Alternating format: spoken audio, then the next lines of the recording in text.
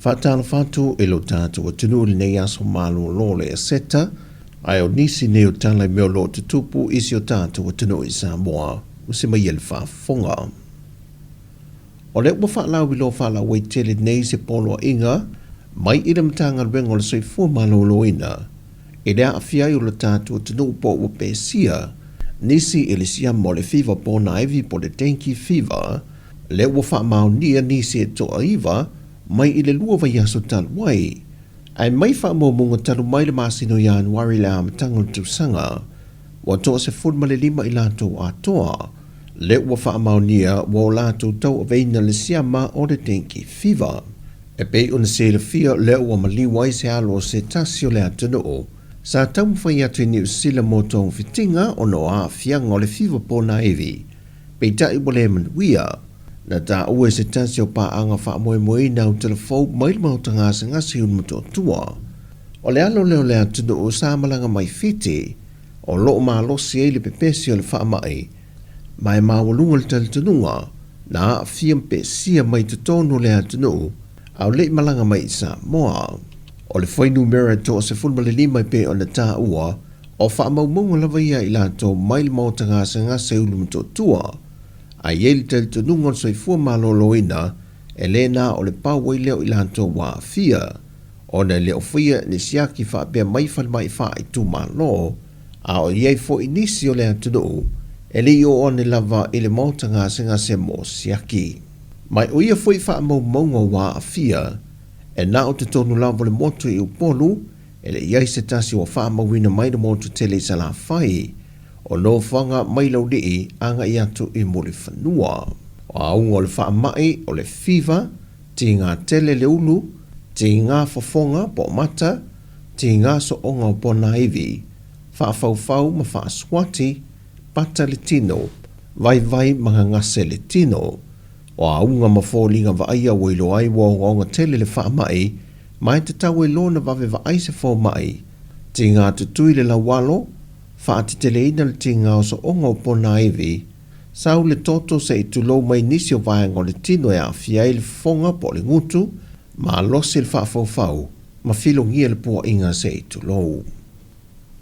Wa whaalau ilo nei le ofisa tu tutonu, o whaalawe matu i an tutupu whaafo sei,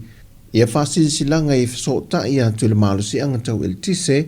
e le whaasoa ina i o le il tise le antunu pe o na iai le maasina taruai, e o mai le amatanga o le masina le nei.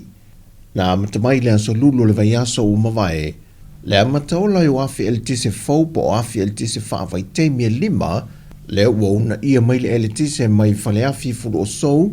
ma ua maua ile fisoasoani mai le tātou wafi fianga, tanu ngā manono, ma tātou wafi vai mai lalo maua, ta ele whanga, ta fito ala, a lawa, sa masoni, ma le whale o le fee. O se whaasisilanga na whaeloa i le nganga fia o le pūlenga, taruai wa ngā whatia e le tātou au nanga malusi angal tau el tise, le tise mo mia umai le antunu, ma ua whaalea ngai nei loma le polo inga ma polo kalame o le whaasoa so ina, o le tise i vaenga ese o le antunu, pe o na iai tanu mai le masina o mawai.